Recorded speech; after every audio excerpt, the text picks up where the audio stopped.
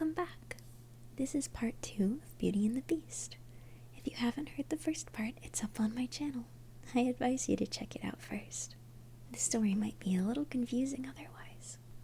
But if you're all caught up, get nice and cozy with a soft blanket and enjoy the story.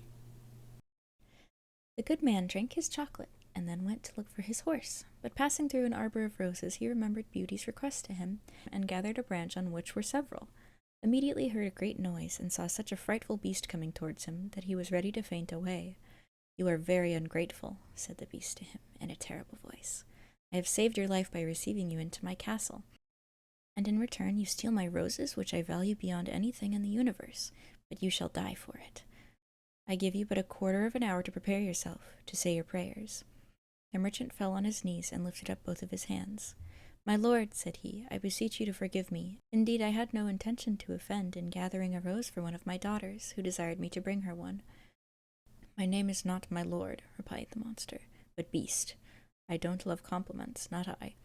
I like people should speak as they think, and so do not imagine I am to be moved by any of your flattering speeches. But you say you have got daughters. I will forgive you on condition that one of them come willingly and suffer for you. Let me have no words, but go on about your business, and swear that if your daughters refuse to die in your stead, you will return within 3 months. The merchant had no mind to sacrifice his daughters to the ugly monster, but he thought, in obtaining this respite, he should have the satisfaction of seeing them once more. So he promised upon oath he would return, and the beast told him he might set out when he pleased. "But," added he, "you shall not depart empty-handed. Go back to the room where you lay, and you will see a great empty chest. Fill it with whatever you like best, and I will send it to your home." And at the same time the beast withdrew.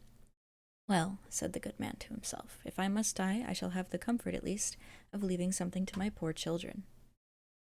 He returned to the bedchamber, and finding a great quantity of broad pieces of gold, he filled the great chest the beast had mentioned, locked it, and afterwards took his horse out of the stable, leaving the palace with as much grief as he had entered it with joy.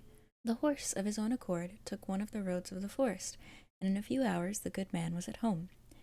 His children came around him, but instead of receiving their embraces with pleasure, he looked on them, and holding up the branch he had in his hands, he burst into tears. "Here, Beauty," said he, "take these roses, but little do you think how dear they are to cost your unhappy father," and then related his fatal adventure. Immediately the 2 eldest set up lamentable outcries, and said all manner of ill-natured things to Beauty, who did not cry at all. "Do but see the pride of that little wretch," said they. "She would not ask for fine clothes as we did, but no, truly, Miss wanted to distinguish herself. So now she will be the death of our poor father, and yet she does not so much as shed a tear." "Why should I?" answered Beauty. "It would be very needless, for my father shall not suffer upon my account. Since the monster will accept one of his daughters, I will deliver myself up to all his fury, and I am very happy in thinking that my death will save my father's life, and be a proof of my tender love for him."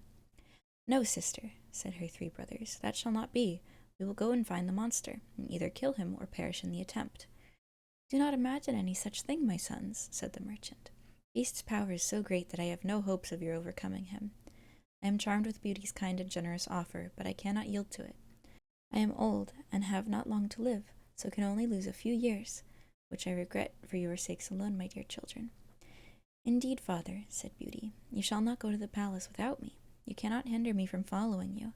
It was to no purpose all they could say. Beauty insisted on setting out for the fine palace, and her sisters were delighted at it, for her virtue and amiable qualities made them envious and jealous. The merchant was so afflicted at the thoughts of losing his daughter that he had quite forgot the chest full of gold, but at night, when he retired to rest, no sooner had he shut his chamber door than, to his great astonishment, he found it by his bedside. He was determined, however, not to tell his children that he was grown rich, because they would have wanted to return to town, and he was resolved to not leave the country. But he trusted Beauty with the secret, who informed him that 2 gentlemen came in his absence, and courted her sisters. She begged her father to consent to their marriage, and give them fortunes, for she was so good that she loved them, and forgave them heartily for all their ill usage. These wicked creatures rubbed their eyes with an onion to force some tears when they parted with their sister, but her brothers were really concerned. Beauty was the only one who did not shed tears at parting, because she would not increase their uneasiness. The horse took the direct road to the palace, and towards evening they perceived it illuminated at first. The horse went off himself to the stable, and the good man and his daughter came into the great hall, where they found a table splendidly served up and 2 covers. The merchant had no heart to eat, but Beauty endeavored to appear cheerful, sat down to table, and helped him. Afterwards, thought she to herself, Beast surely has a mind to fatten me before he eats me, since he provides such a plentiful entertainment. When they had supped, they heard great noise, and the merchant, all in tears, bid his poor child farewell, for he thought Beast was coming. Beauty was sadly terrified at his horrid form, but she took courage as well as she could, and the monster having asked her if she came willingly, "Yes," said she, trembling. "You are very good, and I am greatly obliged to you, honest man. Go your ways tomorrow morning, but never think of returning here again." "Farewell, Beauty." "Farewell, Beast," answered she, and immediately the monster withdrew. "Oh, daughter," said the merchant, embracing Beauty, "I am almost frightened to death, believe me. You had better go back and let me stay here." "No, father," said Beauty in a resolute tone. "You shall set out tomorrow morning, and leave me to the care and protection of Providence." They went to bed and thought they should not close their eyes all night, but scarce were they laid down than they fell fast asleep, and Beauty dreamed a fine lady came and said to her, "I am content, Beauty, with your good will. This good action of yours, in giving up your own life to save your father's, shall not go unrewarded." Beauty waked and told her father her dream, and though it helped to comfort him a little, yet he could not help crying bitterly when he took leave of his dear child. As soon as he was gone, Beauty sat down in the great hall and fell a-crying likewise. But as she was a mistress of great deal of resolution, she recommended herself to God, and resolved not to be uneasy the little time she had to live, for she firmly believed Beast would eat her up that night.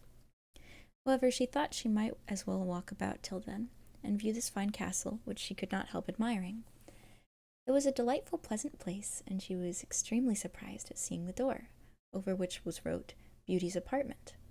She opened it hastily, and was quite dazzled with the magnificence that reigned throughout, but what chiefly took up her attention was a large library, a harpsichord, and several music books. "Well," said she to herself, "I see they will not let my time hang heavy on my hands for want of amusement." Then she reflected, "Were I but to stay here a day, there would not have been all these preparations." This consideration inspired her with fresh courage, and opening the library, she took a book and read these words in letters of gold. "Welcome, Beauty, banish fear. You are queen and mistress here. Speak your wishes, speak your will. Swift obedience meets them still." That was part 2 of Beauty and the Beast. I found it really interesting how in this version there was no living furniture. I'm wondering if there's a different version that Disney got that from, or if they thought it up themselves. It was certainly a cute touch. The 3rd and final episode of this story will be uploaded soon. I hope to see you there. In the meantime, if you'd like, you can check out the reading of The Princess and the Frog that I did a while back. I thought it was pretty cute. I even put on a little frog hat. I hope you sleep well. Good night, alcoholics.